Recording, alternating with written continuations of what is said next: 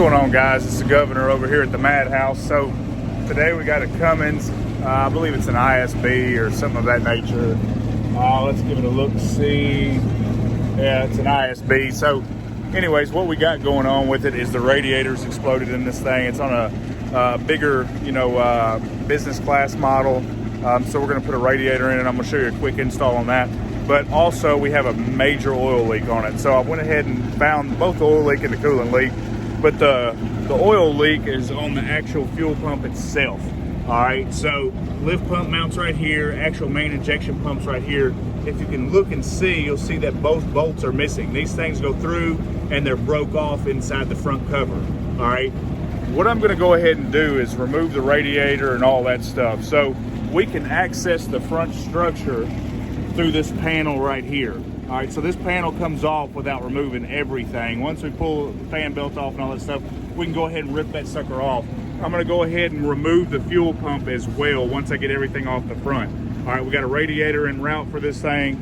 I'm gonna remove the fuel pump and back it and probably pull it out. And what I'm gonna have to do is I'm gonna have to get those bolts out and see if I can repair this thing. This thing's it's loaded, it's a reefer unit, and this thing's got a run that it's got to do in the morning. So we're gonna try and make this happen. I'm gonna keep you updated along the way as I go with pictures and some more commentary as we go along. First and foremost, I started removing the radiator. So you don't have to remove the hood on this thing. As you see, I've just pulled the straps off of it. Once I got the straps off, I just laid it over on a trash can, as well as removing all the Freon from this thing. It ain't got to. So just go ahead and remove your bolts off your condenser, and when you take it off, you can just move it over to the side. What's up? What's up, what's up, what's up? What's up? So we're gonna get to pulling this thing apart. Once I get the radiator out of it, we'll jump back in. I'll shoot some pics along the way.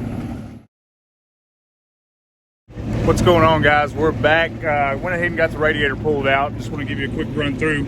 On the radiator, this one's fairly simple. I had this thing pulled out in about 30 minutes. There's 4 bolts on each side down at the bottom that hold it to the actual mounting bracket. You pull those out, take the hoses off, it slips right out. I laid the charge air cooler right in the hood. Once I unbolted it, got it all out of the way. As I told you about the condenser, I unbolted everything to do with it and just laid it over here to the side. That way I ain't got to break that thing free. We can keep Freon in that thing, the whole 9 yards. I ain't got to mess with the AC system on it. So about to get ready to send this radiator out, have it repaired, and then I'm gonna start tearing down this front cover, see if we can fix these fuel pump bolts and all that stuff, get this thing where it's not leaking oil. So we're gonna try and make this thing happen fairly quick. That way we can make it to the car wash, get this thing cleaned up, get this thing back on the road. Hey guys, I went ahead and pulled the fuel pump on it. So I had a couple bolts missing, and I have this one broke right here. It's broke off inside the front housing, so I'm gonna try and drill this thing and get it out.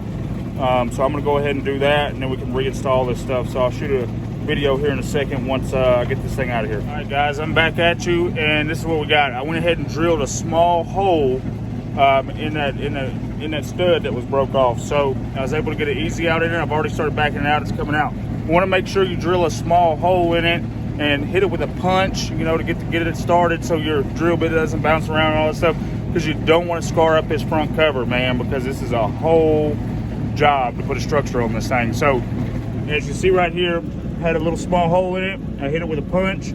I've got my easy out in it. It's pulling it out. My other 2 bolts are clear. The stud's good to go on this one, so we're gonna make this happen. Hey, what's going on, guys? So we got our Cummins back together, got the radiator in it, got everything put back exactly like it was. Went ahead and checked the oil on it. We filled the coolant up on it, the whole 9 yards. So now what we got to do is we're gonna have to prime this thing and to get it to crank, since we had the whole fuel system off of it, the injection pump and stuff. So once we get this thing primed, we'll check it over for leaks one more time. We'll get her washed up. See you in a bit. All right, guys, we got this thing primed up. We got it running. We checked over everything, make sure we ain't got any leaks. I'm about to go ahead and pack it up and get this thing to a car wash and get it back out on the road. This took us roughly about 6 hours to do. That included the radiator, redoing the injection pump. I actually had 2 bolts that I had to get out. So we got those out, got it back together, the whole 9 yards, and she's ready to go. So front cover's good to go, nothing's leaking. this is a wrap, man. Make sure you subscribe, like us. Got any questions about anything, such as trucks, reefer units, whole 9 yards, make sure you hit me with a comment, and I'll do my best to help you out. See you on the next one.